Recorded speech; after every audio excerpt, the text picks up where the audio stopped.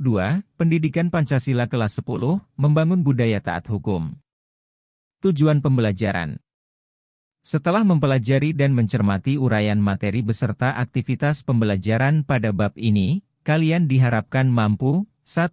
Menunjukkan perilaku taat hukum berdasarkan peraturan yang berlaku di masyarakat, 2. Menganalisis contoh-contoh perilaku yang menunjukkan taat hukum dan melanggar hukum dalam kehidupan di masyarakat, 3. Menganalisis dampak kasus pelanggaran hak dan pengingkaran kewajiban yang bertentangan dengan Undang-Undang Dasar Negara Republik Indonesia tahun 1945. 4. Menganalisis hierarki atau tata urutan peraturan perundang-undangan di Indonesia. 5. Menganalisis hubungan Pancasila dengan peraturan perundang-undangan. Peta konsep.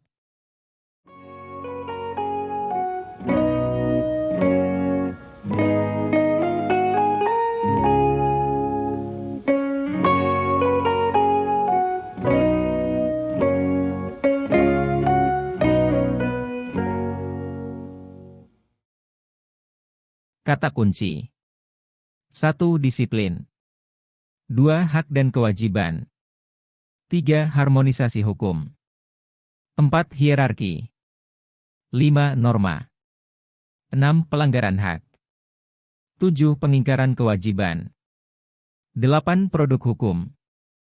9. Sinkronisasi hukum. 10. Taat hukum. Mari berpikir kritis. Coba perhatikan gambar-gambar berikut. Kelompokkan kotak mana yang termasuk perilaku taat hukum dan mana yang termasuk perilaku melanggar hukum.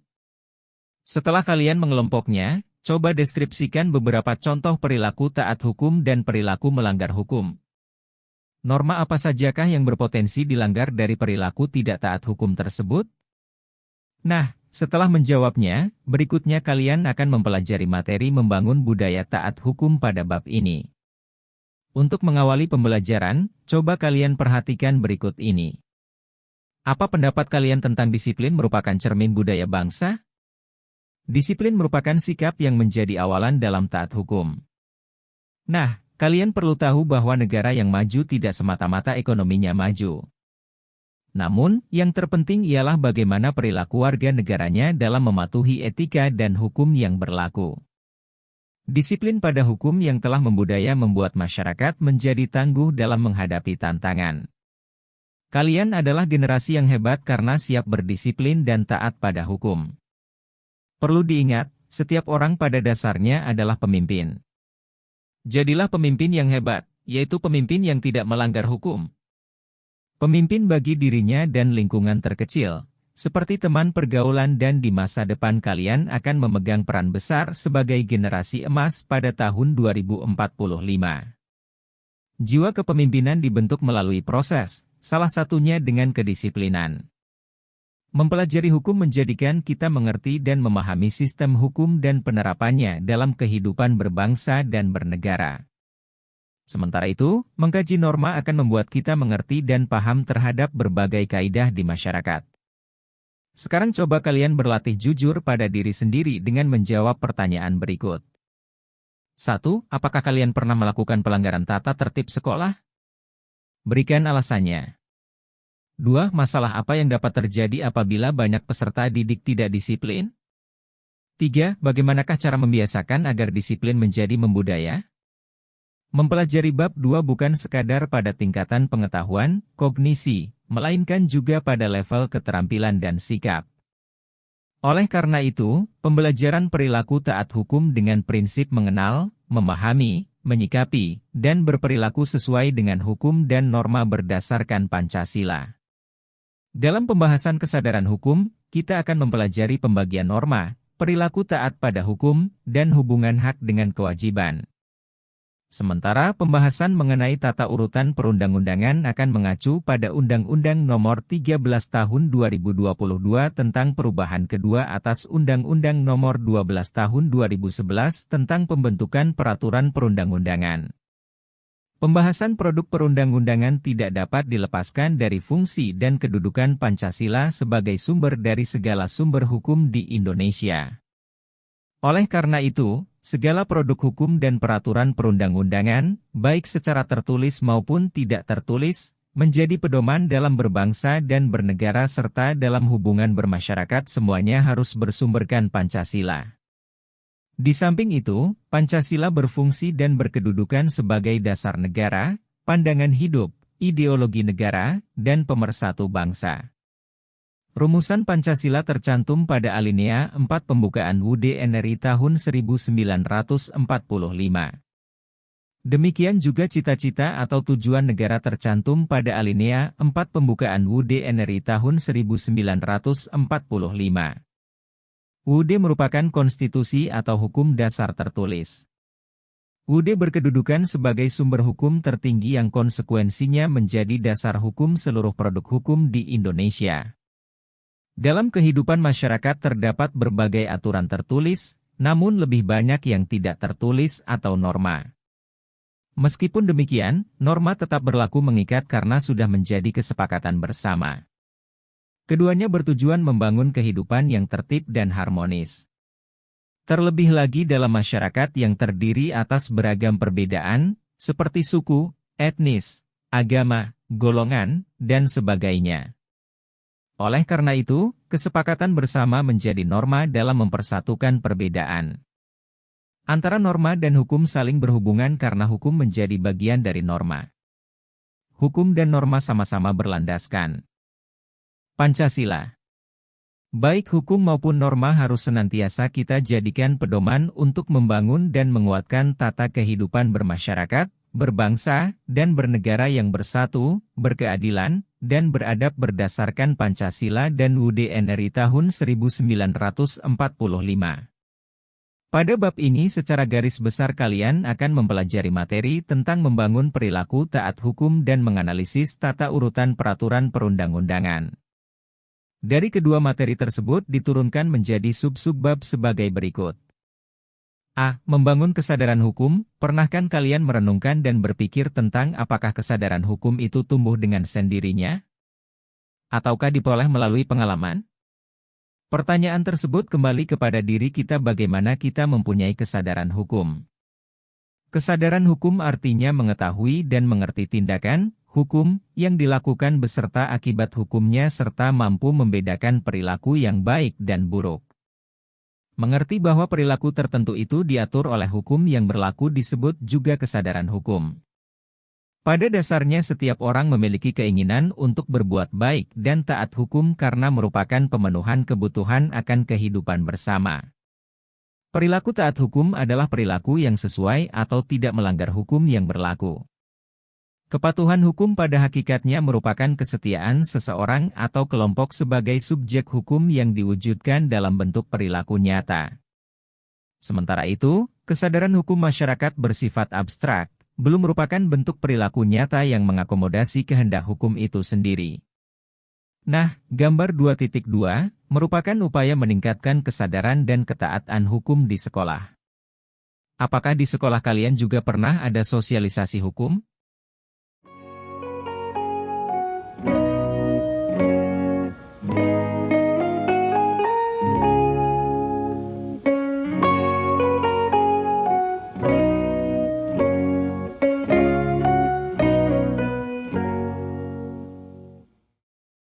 Satu. Kesadaran hukum.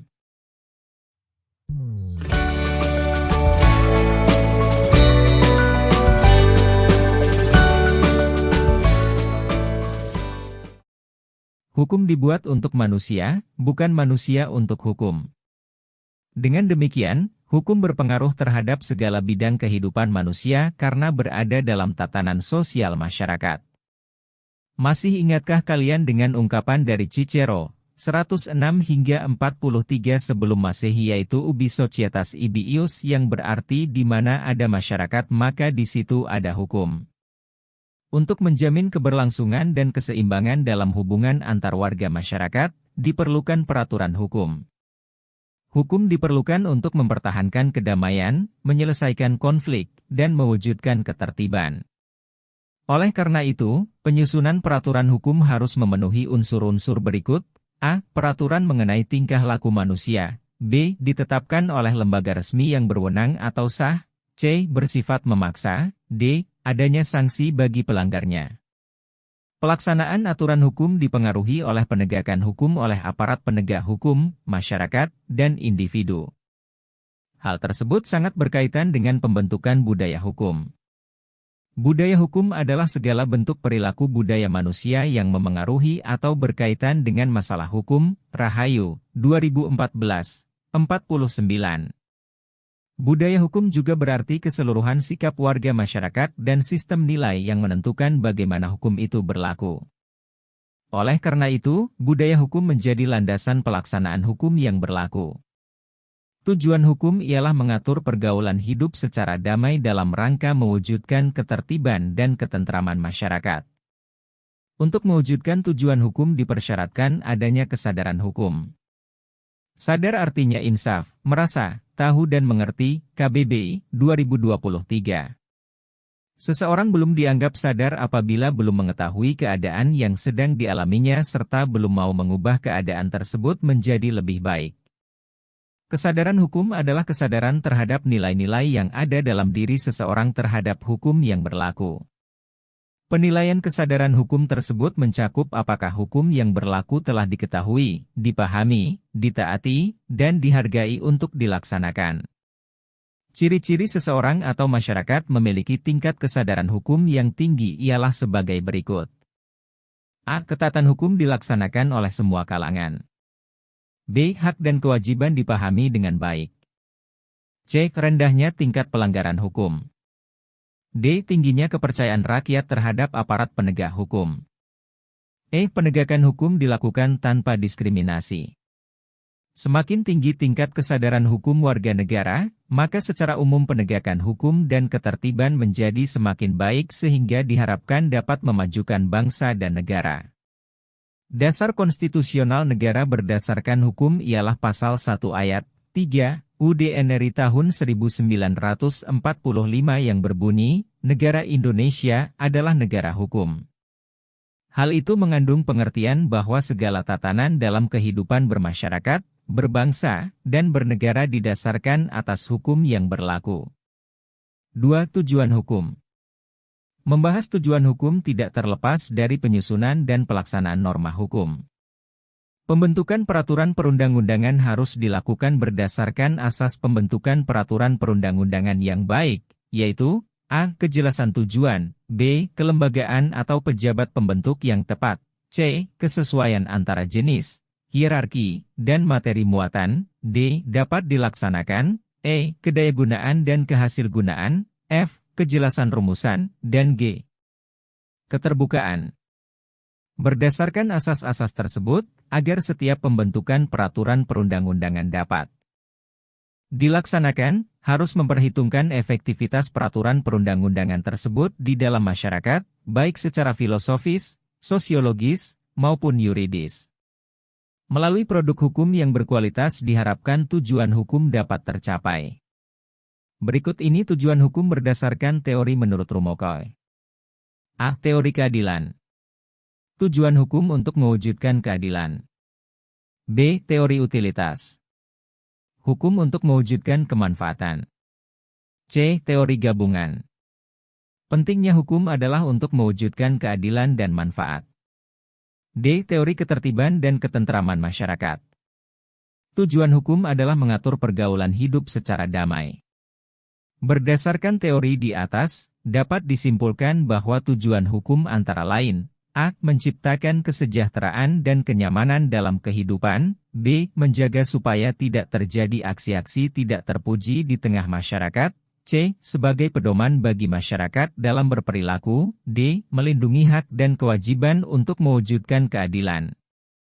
Setelah memahami tujuan hukum, selanjutnya kalian akan mengkaji fungsi hukum. Menurut Budiono Kusumohamidjojo, 2004, fungsi hukum adalah untuk mencapai ketertiban umum dan keadilan.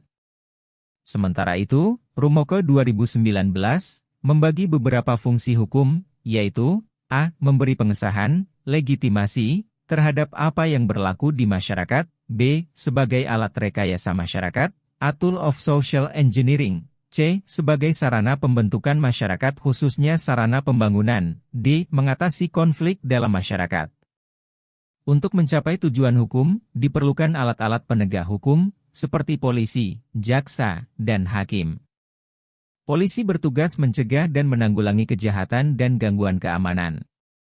Jaksa merupakan alat negara sebagai penuntut perkara pidana di pengadilan. Hakim bertugas sebagai pemutus perkara di pengadilan. Tiap-tiap alat penegak hukum memiliki peran dan tugas yang diatur dalam perundang-undangan yang berlaku. 3. Sumber hukum. Dengan mempelajari sumber hukum, diharapkan kalian mampu menjadi pelajar Pancasila yang disiplin dan taat hukum. Ciri negara yang maju di bidang hukum ditandai oleh kedisiplinan warga negara dalam mematuhi hukum.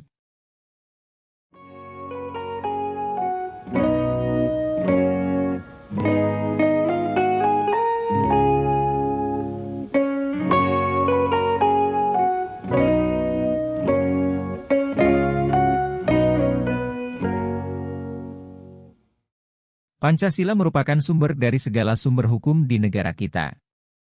Tahukah kalian apa arti sumber hukum? Menurut ketetapan MPR nomor 3 MPR 2000, sumber hukum adalah sumber yang dijadikan sebagai bahan dalam penyusunan hukum atau peraturan perundang-undangan. Sumber hukum terdiri atas sumber hukum tertulis dan sumber hukum tidak tertulis. Sumber hukum tertulis adalah hukum yang berlaku dan tercantum dalam berbagai peraturan negara. Sementara sumber hukum tidak tertulis adalah hukum yang hidup dan berkembang di masyarakat yang tidak tertulis, seperti adat atau kebiasaan masyarakat.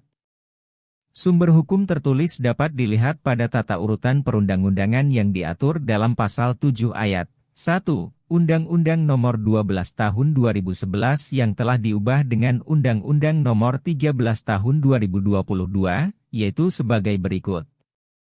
AUD NRI tahun 1945 D. Ketetapan MPR. C. Undang-undang. D. Peraturan pemerintah pengganti undang-undang. E. Peraturan pemerintah. F. Peraturan presiden.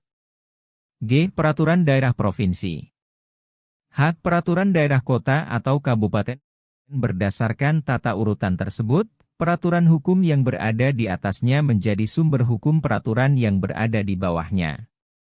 Peraturan yang sejajar juga menjadi acuan dan pertimbangan agar terjadi sinkronisasi dan harmonisasi. Adat atau kebiasaan masyarakat yang positif dan sudah melembaga seperti norma moral menjadi sumber hukum tidak tertulis. Norma menjadi pedoman dalam berinteraksi bagi anggota masyarakat untuk mewujudkan tujuan hidup bermasyarakat, yaitu kehidupan yang harmonis, rukun, tertib, dan damai. Norma seringkali bersifat lokal pada suatu wilayah, tetapi juga dapat bersifat meluas yang menjangkau seluruh masyarakat dan melewati batas-batas negara. Berdasarkan sumber atau asal-usulnya, norma terdiri atas norma agama, norma etik atau moral, kesusilaan dan kesopanan, dan norma hukum. Perhatikan tabel berikut.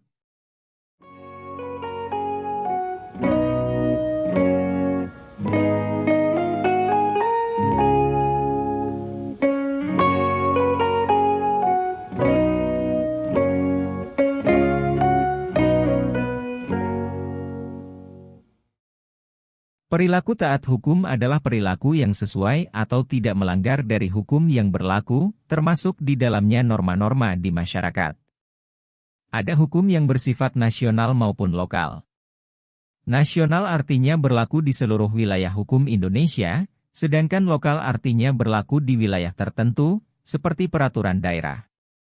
Setelah mempelajari hukum dan norma, selanjutnya bagaimana kalian menerapkannya dalam perilaku? Sikap taat hukum sering disebut disiplin meskipun disiplin mempunyai arti yang lebih luas, misalnya disiplin waktu.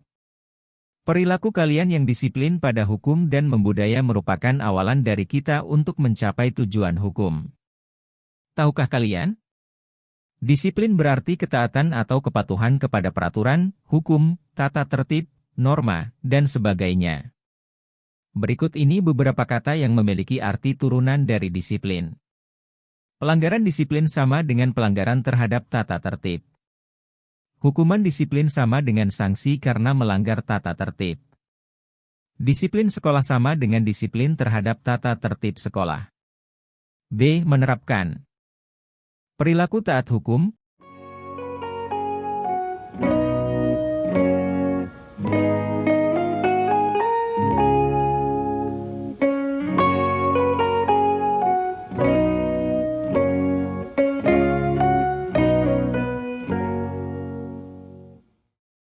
Perhatikan gambar 2.7 berikut. Pernahkah kalian mengalami perundungan, misalnya dikucilkan atau dihina teman? Ada beragam reaksi yang dihadapi anak yang mengalami perundungan, misalnya merasa tidak terusik, terganggu, hingga menyebabkan penderitaan. Apakah perundungan termasuk perilaku melanggar hukum? Untuk mengetahui jawabannya, mari kita pelajari materi berikut. Tahukah kalian apakah arti taat hukum itu? Ketaatan atau kepatuhan pada hukum menunjukkan tingkatan kesadaran hukum. Taat hukum adalah kesetiaan yang dimiliki seseorang atau kelompok terhadap peraturan hukum yang berlaku yang diwujudkan dalam bentuk perilaku nyata. Dengan kata lain, sikap taat hukum adalah tunduk dan patuh terhadap segala ketentuan yang diatur oleh hukum yang berlaku melalui pemenuhan kewajiban yang dibebankan dan tidak melakukan hal-hal yang dilarang.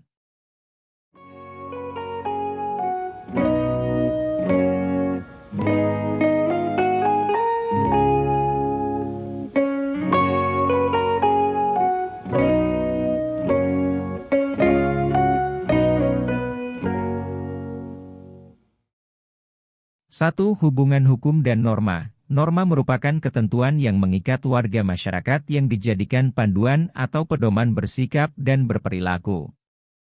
Sebagai kaidah atau pedoman, norma digunakan untuk menilai sikap dan perilaku kita. Tujuannya agar perilaku kita diterima masyarakat sehingga tidak mengganggu keharmonisan dalam hubungan sosial. Norma merupakan ketentuan yang mengikat warga masyarakat yang dijadikan panduan atau pedoman bersikap dan berperilaku. Sebagai kaidah atau pedoman, norma digunakan untuk menilai sikap dan perilaku kita. Tujuannya agar perilaku kita diterima masyarakat sehingga tidak mengganggu keharmonisan dalam hubungan sosial. Dengan mematuhi norma, interaksi antar warga masyarakat dapat berjalan sesuai harapan, misalnya saling menghormati, kasih sayang, tolong-menolong dalam kebaikan, dan gotong royong. Norma merupakan kesepakatan bersama yang ditaati warga masyarakat. Kesepakatan tersebut melembaga sehingga sering disebut dengan adat atau kebiasaan. Norma seringkali bersifat lokal pada suatu masyarakat di wilayah tertentu, tetapi juga dapat bersifat meluas yang menjangkau seluruh masyarakat dan melewati batas-batas negara. Norma hukum merupakan bagian dari norma yang berlaku di masyarakat. Norma hukum mengatur tentang apa yang boleh dilakukan dan tidak boleh dilakukan. Sifat dari norma hukum yaitu mengikat, memaksa, otonom, dan responsif. Mengikat artinya berisi perintah dan larangan yang harus ditaati. Memaksa artinya harus ditaati apabila melanggar akan mendapatkan sanksi. Pemerintah memiliki alat-alat kelengkapan negara untuk menegakkan berlakunya norma hukum. Hukum bersifat mengikat dan memaksa bagi setiap penduduk yang berada atau bertempat tinggal dalam naungan negara tertentu. Hukum bersifat otonom artinya hukum sebagai pranata independen yang tidak boleh diintervensi oleh kepentingan lain, kecuali kepentingan penegakan hukum dan keadilan. Sementara itu, hukum bersifat responsif artinya hukum berfungsi sebagai fasilitator untuk menjawab tantangan-tantangan hukum yang akan dihadapi masyarakat. Oleh karena itu, hukum harus berorientasi pada masa depan sehingga mampu memberikan prediksi dan antisipasi atas kondisi yang akan dihadapi masyarakat di masa mendatang. Norma hukum dapat bersifat tertulis ataupun tidak tertulis. Undang-undang, peraturan pemerintah, dan peraturan kepala daerah merupakan contoh norma tertulis. Contoh norma hukum tertulis di masyarakat misalnya cara atau prosedur membuat kartu keluarga, KK, dan kartu tanda penduduk, KTP, pembagian jadwal siskamling atau ronda, ketentuan tamu menginap atau bermalam di rumah harap lapor dalam 1 kali 24 jam, pendirian RT, RW baru, dan sebagainya. Selain norma hukum, terdapat juga norma etik atau moral, yaitu kesusilaan dan kesopanan yang tidak tertulis. Misalnya, saling membantu apabila terkena musibah, menjaga ketenangan dari suara-suara yang mengganggu, sopan santun atau etika pergaulan, menghormati antar warga, dan sebagainya. Coba diskusikan apabila di kelas kalian memiliki teman yang berbeda suku bangsa atau etnis dan bahasa daerah berbeda. Bagaimana sikap dan perilaku yang akan kalian kembangkan? Kalian memiliki kesempatan untuk bersikap hormat terhadap kebinekaan suku atau etnik ketika berkomunikasi menggunakan bahasa Indonesia. Kalian juga dapat mengenalkan bahasa daerah masing-masing, namun dalam pergaulan tetap menjaga kesopanan. Norma agama bersumber pada kitab suci atau ajaran agama yang dianut.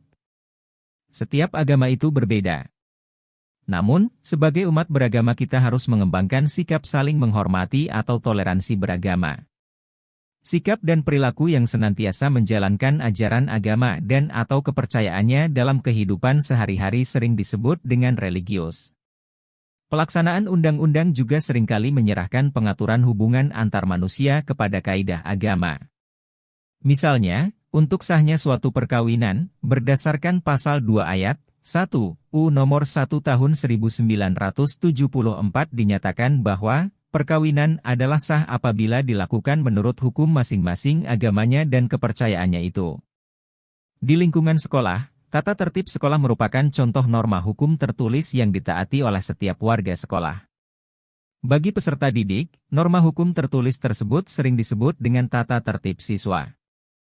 Tata tertib siswa antara lain mengatur ketentuan berpakaian, waktu belajar di sekolah, aturan masuk dan pulang sekolah, sopan santun dalam pergaulan, dan sebagainya. Kita hidup di lingkungan masyarakat dan negara. Sebagai warga masyarakat, kalian tentu mematuhi norma sosial yang menjadi aturan dalam bersikap dan berperilaku yang juga dikenal sebagai adat, tradisi, ataupun kearifan lokal. Sementara itu, sebagai warga negara, kalian harus mematuhi hukum atau peraturan perundang-undangan yang berlaku untuk mewujudkan masyarakat yang tertib, adil, dan sejahtera. 2. Substansi penegakan norma hukum. Setelah mempelajari pentingnya norma hukum, selanjutnya kalian akan mempelajari substansi yang ingin dicapai dalam penegakan hukum. Ada 3 prinsip dalam hukum yang harus ditegakkan, yaitu keadilan, kemanfaatan, dan kepastian. Prinsip keadilan adalah hukum berlaku bagi semua tanpa diskriminasi, bagi yang melanggar akan mendapatkan sanksi sesuai dengan undang-undang yang mengaturnya. Prinsip kemanfaatan artinya hukum memberikan manfaat bagi masyarakat. Hukum menjadi alat untuk mencapai keadilan yang bermanfaat sehingga berdampak positif bagi masyarakat. Kepastian hukum artinya perangkat hukum harus mampu menjamin terpenuhinya hak dan kewajiban warga negara.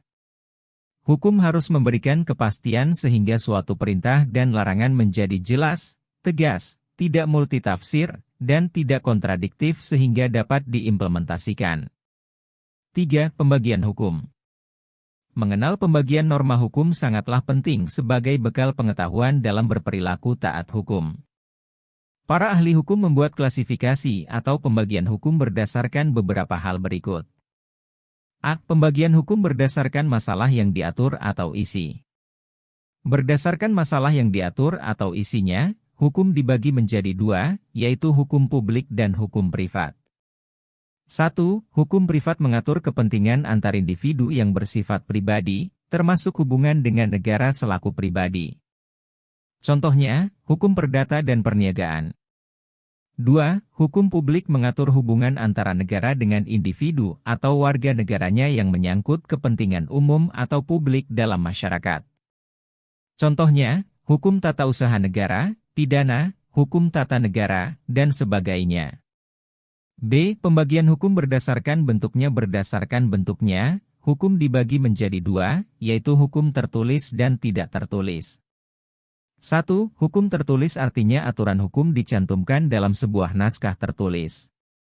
Contoh hukum tertulis ialah UUD NRI tahun 1945, Undang-Undang, Perpu, Peraturan Pemerintah, Peraturan Presiden, Perda, dan sebagainya. 2. Hukum tidak tertulis artinya tidak dicantumkan dalam suatu naskah atau dokumen. Contohnya, konvensi atau kebiasaan ketatanegaraan, jurisprudensi, hukum adat, dan sebagainya. C. Pembagian hukum berdasarkan sumbernya. Berdasarkan sumbernya, hukum dibagi menjadi undang-undang, kebiasaan, traktat, jurisprudensi, dan doktrin. D. Pembagian hukum berdasarkan sifatnya. Berdasarkan sifatnya, hukum dibagi menjadi 2, yaitu hukum yang bersifat memaksa dan mengatur. 1. Hukum bersifat memaksa artinya dalam keadaan bagaimanapun hukum harus ditegakkan. Misalnya, hukuman bagi perkara tindak pidana, maka sanksinya wajib untuk dilaksanakan. 2. Hukum bersifat mengatur, artinya hukum dapat dikesampingkan apabila pihak-pihak yang bersangkutan sudah membuat peraturan tersendiri dalam suatu perjanjian. Misalnya, hukum mengenai warisan yang dapat diselesaikan melalui kesepakatan antara pihak-pihak yang terkait. Pembagian hukum berdasarkan cara mempertahankan. Berdasarkan cara mempertahankannya, hukum dibagi menjadi 2, yaitu hukum material dan hukum acara. 1. Hukum material adalah hukum yang mengatur hubungan antar anggota masyarakat yang berlaku secara umum mengenai hal-hal yang dilarang dan hal-hal yang diperbolehkan untuk dilakukan. Misalnya, hukum perdata, hukum pidana, hukum dagang, dan sebagainya. 2. Hukum acara atau hukum formal adalah hukum yang mengatur cara mempertahankan dan melaksanakan hukum material. Contohnya, hukum acara perdata, hukum acara pidana, KUHP, dan sebagainya. Pembagian hukum berdasarkan waktu berlaku. Berdasarkan waktu berlakunya, hukum dibagi menjadi 2, yaitu hukum positif dan hukum yang akan datang. 1. Hukum positif, ius constitutum, adalah hukum yang berlaku sekarang dan hanya untuk masyarakat tertentu di dalam wilayah tertentu. Contohnya UUD NRI tahun 1945, Undang-Undang Nomor 22 Tahun 2009 tentang Lalu Lintas dan Angkutan Jalan, Undang-Undang Nomor 12 Tahun 2006 tentang Kewarganegaraan Republik Indonesia, dan sebagainya. 2. Ius constituendum adalah hukum yang diharapkan berlaku pada waktu yang akan datang. Pembagian hukum berdasarkan tempat berlaku. Berdasarkan tempat berlakunya, hukum dibagi menjadi 3, yaitu hukum nasional, hukum negara lain, dan hukum internasional. 1. Hukum nasional berlaku di suatu wilayah negara tertentu. Contohnya di Indonesia yaitu UUD NRI tahun 1945, Undang-Undang, Peraturan Pemerintah, dan sebagainya. 2. Hukum negara lain merupakan hukum yang berlaku di wilayah hukum negara lain, misalnya hukum negara Singapura, hukum Australia, hukum Malaysia, dan sebagainya. 3. Hukum internasional adalah hukum yang mengatur pergaulan antar bangsa di dunia. Contohnya, perjanjian bilateral, konvensi PBB, traktat, dan sebagainya. Tahukah kalian? Fiksi hukum adalah asas dalam hukum yang berpandangan bahwa semua orang dianggap sudah tahu hukum, presumptio juris de jure. Adagium serupa yaitu ketidaktahuan hukum tidak bisa dimaafkan, ignorantia juris non excusat. Seseorang tidak dapat mengelak dari jeratan hukum yang berlaku dengan alasan belum atau tidak mengetahui adanya hukum dan peraturan perundang-undangan tertentu. Meskipun demikian, pemerintah berkewajiban memberikan informasi adanya hukum atau peraturan tertentu kepada masyarakat. Sosialisasi, diseminasi, atau penyuluhan hukum penting untuk dilaksanakan. Pembelajaran pendidikan Pancasila ini menjadi sarana agar kalian mengetahui dan melaksanakan hukum yang berlaku. 4. Perilaku taat hukum. Dengan berperilaku taat hukum dalam kehidupan sehari-hari, berarti kalian menjadi pelajar Pancasila yang disiplin. Disiplin diperlukan di lingkungan keluarga, sekolah, masyarakat, dan bangsa atau negara. Ketaatan atau kepatuhan pada hukum oleh seseorang menunjukkan tingkatan kesadaran hukum. Ciri-ciri perilaku taat hukum antara lain, A. Memahami pentingnya pelaksanaan dan penegakan hukum, B. Tidak menimbulkan kerugian pada diri dan orang lain, C. Menjaga perasaan orang lain dengan mengukur tindakan yang akan dilakukan untuk orang lain pada dirinya sendiri, D. Aktif menerapkan perintah hukum dan meninggalkan larangan hukum dalam kehidupan sehari-hari. Ketaatan hukum dibedakan menjadi 3 jenis, H. Kelman dan L. Pospisil dalam Ahmad Ali, 2009, 352, yaitu sebagai berikut. A. Ketaatan karena terpaksa, yaitu seseorang menaati hukum karena takut terkena hukuman atau sanksi. Oleh karena itu, dibutuhkan pengawasan secara rutin. B. Ketaatan yang bersifat identifikasi atau mengikuti, yaitu seseorang menaati hukum karena khawatir hubungan baiknya dengan orang atau pihak lain menjadi terganggu. C. Ketaatan secara kesadaran diri, yaitu seseorang benar-benar menaati hukum karena merasa bahwa hukum itu sesuai dengan nilai-nilai yang dianut. Setelah kalian mengetahui ciri-ciri perilaku taat hukum dan jenis ketaatan hukum, selanjutnya bagaimana penerapannya dalam kehidupan sehari-hari? Berikut ini merupakan contoh perilaku taat hukum. A. Di lingkungan keluarga. 1. Menghormati anggota keluarga dengan cara sadar akan hak dan kewajibannya, saling membantu dan bekerja sama dalam kebaikan, serta menjaga nama baik anggota keluarga. 2. Mematuhi aturan yang ada di dalam keluarga, misalnya anak meminta izin ketika bepergian, bermain dengan tidak melupakan waktu, menyelesaikan masalah secara kekeluargaan. 3. Ikut menjaga barang-barang yang ada di rumah. B. Di lingkungan sekolah. 1. Tidak terlambat masuk sekolah. 2. Menghindari tindakan menyontek ketika ujian atau penilaian. 3. Berseragam sesuai dengan tata tertib sekolah. C. Di lingkungan masyarakat. 1. Tidak ikut menyebarkan berita hoaks atau bohong. 2. Menjaga hubungan baik dengan tetangga, misalnya sopan santun dalam pergaulan. 3. Berpartisipasi dalam gerakan anti narkoba. D. Di lingkungan bangsa dan negara. 1. Membuat administrasi kependudukan, misalnya memiliki kartu keluarga dan KTP. 2. Sebagai wajib pajak maka membayar pajak sesuai ketentuan yang berlaku. 3. Menyukseskan pemilu atau pemilu kada dengan menggunakan suara. Dalam pemilu apabila telah memiliki hak pilih, partisipasi dalam kampanye pemilu bersih dan jujur, dan sebagainya. Perhatikan gambar berikut. Perilaku taat hukum warga negara merupakan indikator utama dari kesadaran hukum. Pola perilaku patuh pada hukum yang membudaya berarti hukum benar-benar berlaku dan efektif di masyarakat. Sebaliknya, apabila terjadi banyak pelanggaran hukum, hukum tidak berlaku efektif di masyarakat. Oleh karena itu, perilaku taat hukum menjadi bagian penting dari indikator keberhasilan kesadaran hukum yang dilihat pada tingkat kepatuhan hukum warga negaranya. 5. Norma untuk mewujudkan keadilan berdasarkan Pancasila. Norma merupakan cara untuk mewujudkan nilai-nilai yang terdapat pada Pancasila dalam kehidupan sehari-hari. Ada norma yang harus ditaati ketika kalian berteman atau bertemu dengan guru dan orang tua. Norma menjadi pedoman agar tercipta keteraturan hidup dalam pergaulan. Dalam keteraturan hidup terdapat keharmonisan sehingga kita semua dapat hidup dengan aman, tentram, dan nyaman. Kesadaran bersama mengenai hak harus dipahami. Hak yang ada di dalam diri kita terdapat juga hak orang lain yang tidak saja harus diberikan, tetapi juga harus dihormati. Saling menghormati adalah perwujudan dari norma kesopanan yang menjadi ciri khas kita sebagai bangsa yang beradab dan berbudaya.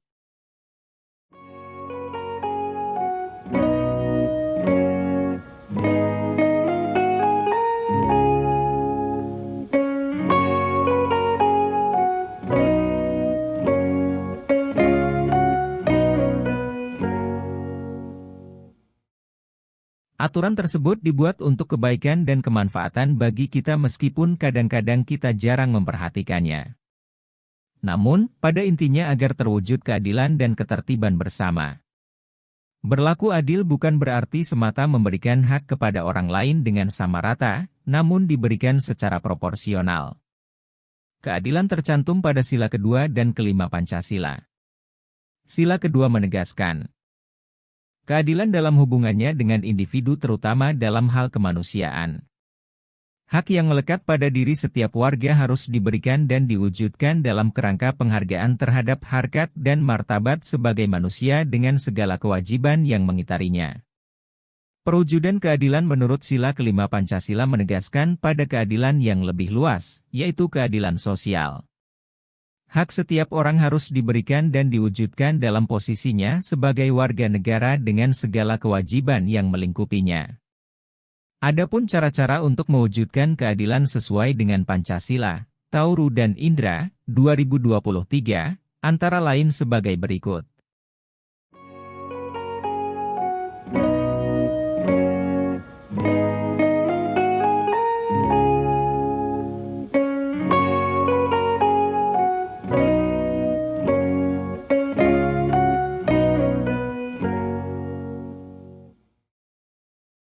A. Menempatkan keadilan sebagai tujuan pembangunan bangsa.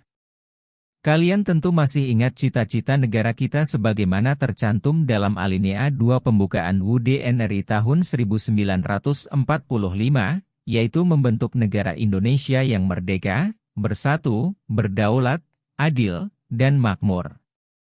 Pemerataan pembangunan yang adil akan menjauhkan pemerintah dari ketidakpuasan rakyat. Melalui keadilan segala bentuk perbedaan dapat disatukan dalam masyarakat yang multikultural. Contoh penerapan perilaku. Dalam suatu kampung yang masyarakatnya berbeda-beda pemeluk agama, bisa jadi terdapat tempat ibadah agama tertentu berdekatan dengan rumah warga yang menganut agama berbeda. Pada saat ibadah atau peringatan hari besar agama di tempat ibadah tersebut, ada kemungkinan terjadi kekurangan tempat parkir bagi jemaah. Oleh karena itu, warga yang memeluk agama berbeda dapat membantu penyediaan tempat parkir atau membantu parkir kendaraan para jemaah.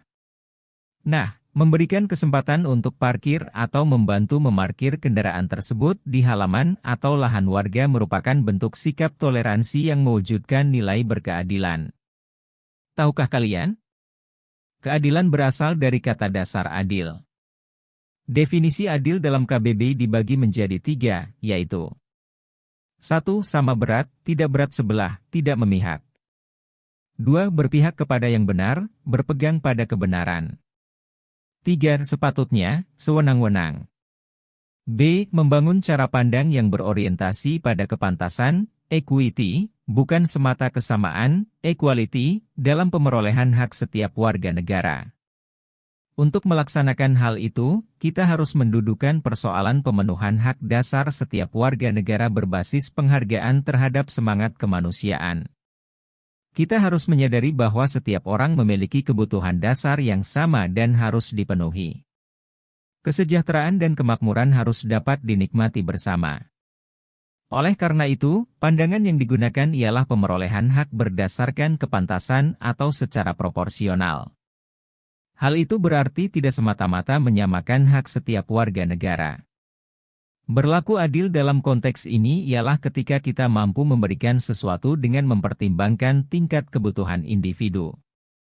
Artinya mendudukan aspek kemanusiaan di atas segalanya. Contoh penerapan perilaku. Ketika hendak berangkat ke sekolah, biasanya seorang pelajar meminta uang saku kepada orang tuanya. Apakah uang saku antara kakak yang bersekolah di SMA sama besarannya dengan adiknya yang masih SD? Dengan pertimbangan seperti jarak sekolah, lamanya belajar di sekolah, kebutuhan transportasi, dan sebagainya, uang saku kakak lebih besar daripada adiknya. Hal itu merupakan bentuk keadilan berdasarkan kebutuhan atau secara proporsional. C. Kesatuan sikap terhadap paham kebangsaan. Paham kebangsaan atau nasionalisme mempersatukan kita semua dari kebinekaan yang ada.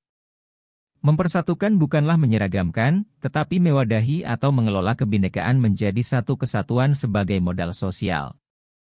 Saat berpidato pada sidang BUP tanggal 1 Juni 1945, Soekarno menyatakan bahwa, kita sedang mendirikan negara semua buat semua, bukan negara untuk satu orang atau satu golongan, apalagi untuk satu agama.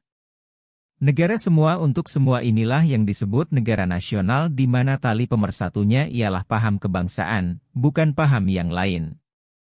Contoh penerapan perilaku. Pada kelas yang peserta didiknya memiliki perbedaan seperti suku, etnis, asal daerah, agama, dan golongan, kalian perlu melakukan adaptasi.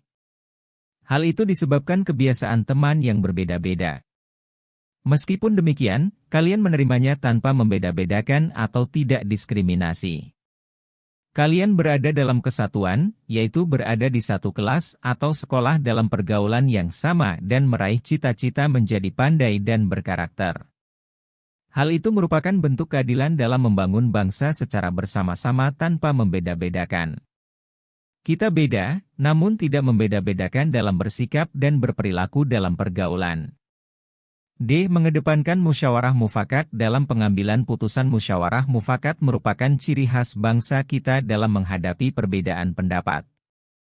Dalam musyawarah terdapat dialog yang memandang semua peserta setara dan diperlakukan secara adil. Pengambilan putusan melalui musyawarah yang adil dapat diterima peserta musyawarah dengan rasa tanggung jawab untuk melaksanakannya. Realitas masyarakat yang beragam dapat memunculkan aspirasi yang berbeda. Penyampaian aspirasi sebaiknya dilakukan secara elegan. Misalnya menghindari emosi, tidak anarkis, komunikasi secara santun, dan mengirim pesan dengan tetap memperhatikan etika kesopanan. Contoh penerapan perilaku. Para anggota legislatif seringkali turun menemui masyarakat untuk melakukan serap aspirasi. Mereka mendengarkan permasalahan, usulan, dan saran agar kondisi masyarakat dan bangsa menjadi lebih baik. Aspirasi dapat disampaikan melalui tatap muka langsung maupun tidak langsung melalui pesan elektronik atau persuratan. Nah, berkomunikasi menyampaikan aspirasi sebaiknya dilakukan secara elegan dengan memperhatikan kesopanan, tidak emosional, tidak anarkis, dan menghindari ujaran kebencian. Hal itu merupakan bentuk keadilan dalam menyelesaikan permasalahan dengan mengedepankan dialog dan musyawarah yang disertai dengan penghormatan terhadap masyarakat yang beragam. Menjaga keselarasan hak dan kewajiban dalam praktik kehidupan. Setiap warga negara berhak untuk hidup sejahtera dengan pemenuhan hak dasarnya. Hak dasar tersebut meliputi pendidikan, pelayanan kesehatan, kesempatan kerja, tempat tinggal yang layak, dan fasilitas dasar lainnya sehingga mereka dapat hidup dengan tenang. Meskipun demikian, setiap warga negara juga berkewajiban menghormati hak dasar orang lain dan berpartisipasi dalam pembangunan. Contoh penerapan perilaku. Partisipasi warga dapat dilakukan melalui upaya membantu korban bencana dengan menyalurkan bantuan. Kegiatan sosial tersebut sangat membantu agar kondisi korban dan lingkungannya menjadi cepat pulih. Ketika kalian memperoleh beasiswa untuk studi lanjut, kalian dapat berbagi cerita kiat-kiat memperolehnya kepada teman maupun adik kelas. Kita mungkin tidak dapat membantu secara langsung, tetapi dapat menunjukkan jalan untuk meraihnya. Hal itu merupakan bentuk keadilan dalam menjaga keselarasan hak dan kewajiban sehingga mendatangkan manfaat bagi orang lain. Setelah membaca ulasan di atas, tentu kalian paham mengenai hubungan hukum dan norma, klasifikasi norma hukum, perilaku taat hukum, serta norma dan keadilan berdasarkan Pancasila. Norma telah menjadi bagian yang tak terpisahkan dari diri kita sebagai bangsa. Dalam upaya mewujudkan tatanan kehidupan masyarakat yang lebih teratur, beradab, dan berbudaya, norma dan keadilan merupakan dua hal yang tidak dapat dipisahkan. Keduanya memerlukan komitmen bersama untuk mempraktikannya. Kasus pelanggaran hak dan pengingkaran kewajiban.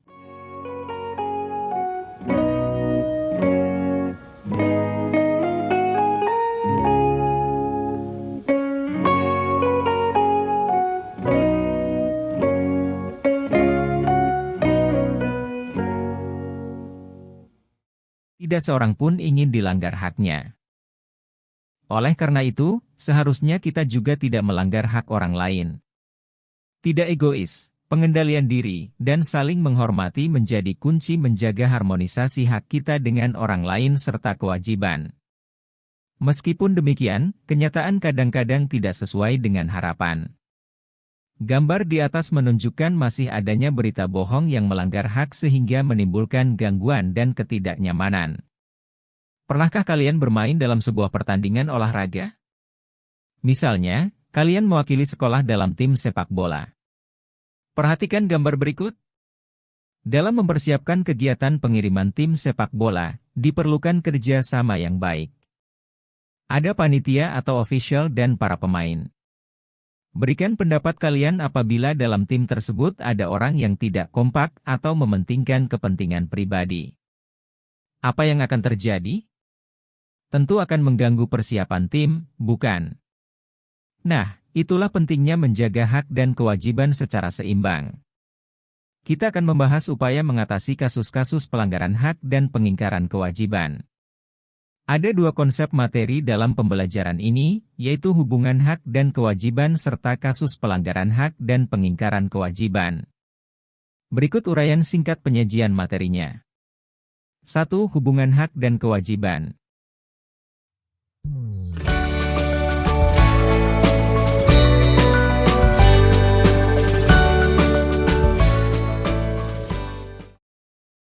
Hak dan kewajiban merupakan persoalan mendasar dalam hubungan antara negara dengan warga negara maupun antar warga negara. Hak adalah sesuatu yang diterima oleh seseorang.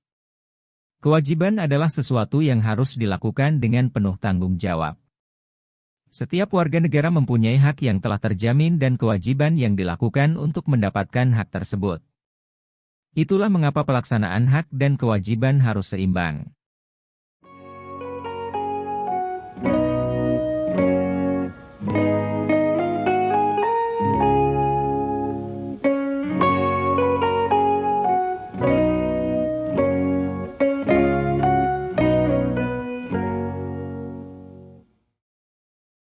Memperhatikan norma dan hukum yang berlaku, maka pelaksanaan hak dan kewajiban harus selaras, artinya tidak bertentangan atau melanggar. Keselarasan bertujuan untuk mewujudkan keadilan, ketertiban, dan ketentraman hidup. Serasi artinya sesuai atau harmonisasi antara pelaksanaan hak dan kewajiban. Misalnya, setelah bekerja, melaksanakan kewajiban, seseorang berhak mendapatkan upah atau gaji sesuai perjanjian. Perhatikan bagian berikut.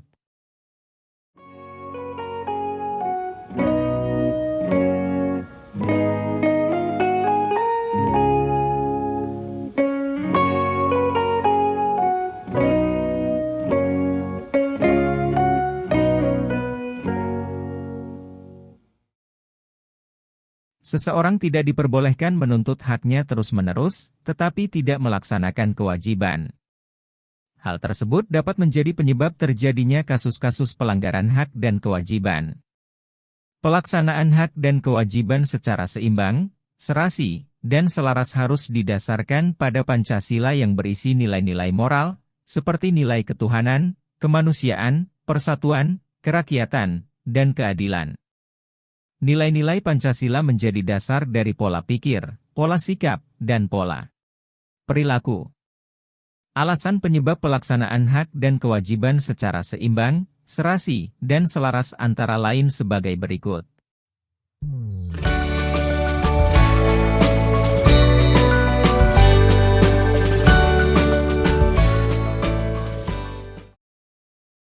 A. Menghindarkan diri dari sikap egois. Seseorang yang bersikap egois terlalu banyak menuntut haknya, sementara kewajibannya diabaikan. Mengerti dan memahami makna hak dan kewajiban menghindarkan kita dari sikap egois. B. Menumbuhkan sikap toleran.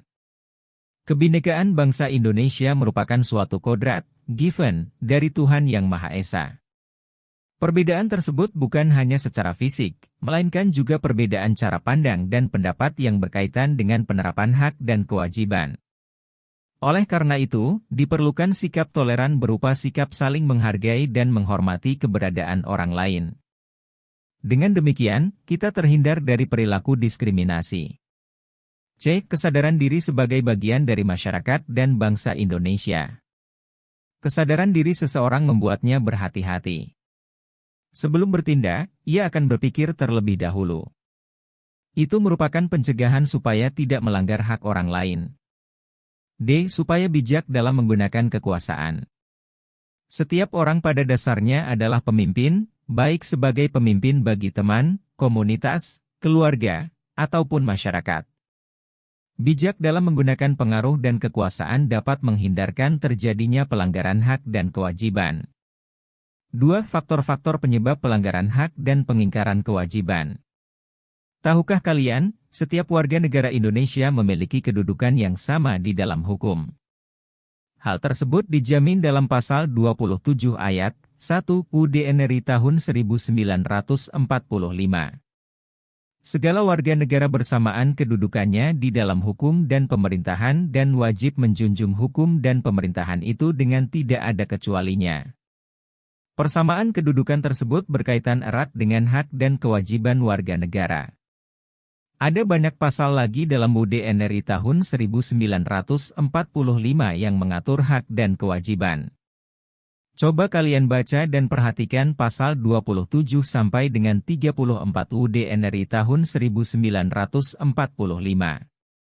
Meskipun telah dijamin dalam konstitusi dan aturan hukum di bawahnya, masih saja terdapat pelanggaran hak dan pengingkaran kewajiban. Adanya kasus pelanggaran hak dan pengingkaran kewajiban yang dilakukan oleh warga negara disebabkan oleh faktor-faktor berikut.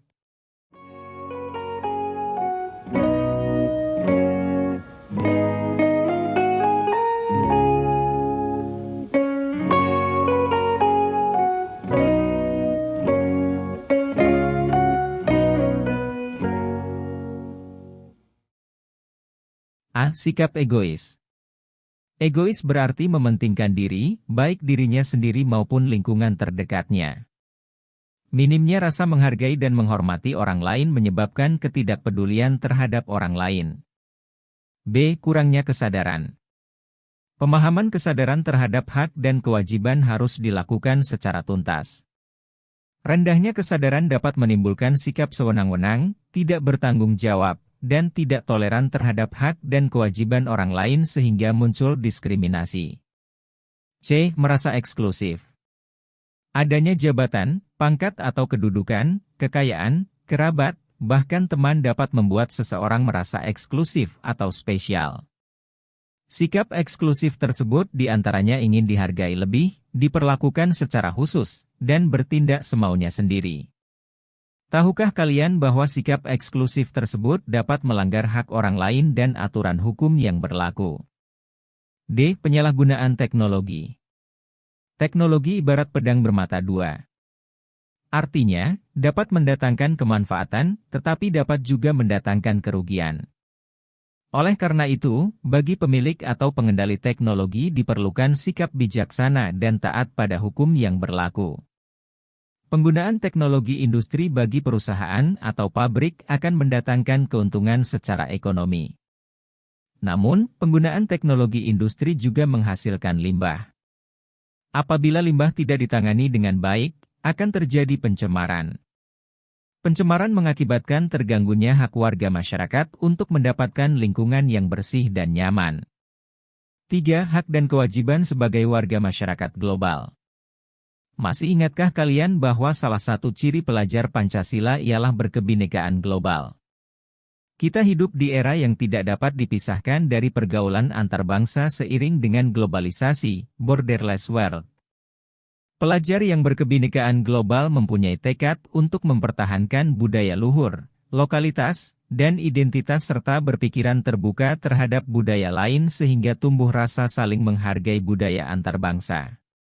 Coba kalian baca pembukaan WUDNRI tahun 1945 terutama alinea 4, ikut melaksanakan ketertiban dunia yang berdasarkan kemerdekaan, perdamaian abadi, dan keadilan sosial. Itu merupakan tujuan nasional yang landasan konstitusional berpartisipasi aktif dalam pergaulan internasional termasuk global. Untuk mewujudkan kemerdekaan, perdamaian abadi, dan keadilan sosial tidak dapat dilepaskan dari pemenuhan hak dan kewajiban secara global. Persahabatan, persaudaraan, saling menghargai dan menghormati merupakan sikap yang harus kita kembangkan. Meskipun dalam kehidupan global, Pancasila tetap menjadi acuan atau pedoman dalam menghadapi sesuatu. Nilai-nilai Pancasila menjadi suatu kebenaran universal yang dapat diterima oleh setiap bangsa sebagaimana pernah diperkenalkan Presiden Soekarno melalui pidato To Build the World Anew yang disampaikan di depan sidang umum PBB pada tanggal 30 September 1960. Berbagai fenomena global yang terjadi menjadi tantangan dalam penerapan ideologi Pancasila. Beberapa negara memiliki sikap yang berbeda terhadap peredaran narkoba. Ada negara yang bersikap keras dan tegas, namun ada juga yang lemah meresponsnya. Indonesia memandang bahwa penyalahgunaan narkoba harus diberantas secara tegas karena merugikan dan berbahaya bagi umat manusia. Mengonsumsi narkoba bukanlah hak. Kita dan negara wajib mencegah dan mengatasinya untuk menghindari terjadinya korban. Narkoba secara lebih luas berdampak pada menurunnya mental generasi bangsa. Perkembangan teknologi smartphone, gawai pintar, dengan kemudahan akses internet telah membawa dunia dalam satu genggaman. Berbagai konten seperti film, musik, game, video, dan berita telah merambah dalam kehidupan kita. Dalam konten tersebut sering terdapat budaya asing yang belum tentu sesuai dengan nilai-nilai Pancasila. Mengakses konten memang merupakan hak setiap orang, tetapi kita harus mengembangkan karakter dan kecerdasan diri untuk menyaringnya. Jangan sampai karena keasyikan mengakses konten hingga dapat merugikan hak orang lain dan mengganggu hubungan sosial.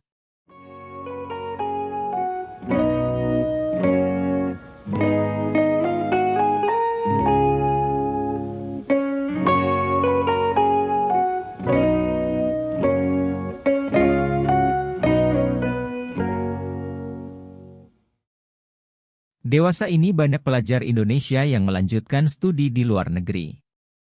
Mereka berharap dapat menguasai iptek dan kompetensi secara lebih baik. Belajar dan tinggal di luar negeri memiliki tantangan tersendiri karena langsung bersentuhan dengan budaya negara setempat. Meskipun demikian, kalian harus berlatih bijak dalam beradaptasi. Memilih sikap berdasarkan budaya tertentu merupakan hak, namun janganlah nilai-nilai keindonesiaan sampai luntur dan berganti menjadi budaya asing. Berbagai contoh fenomena global tersebut dapat disikapi dengan baik dan bijak melalui penerapan hak dan kewajiban. Pancasila merupakan penuntun dalam bersikap dan berperilaku baik di tingkat lokal maupun global. D. Produk dan hierarki peraturan perundang-undangan.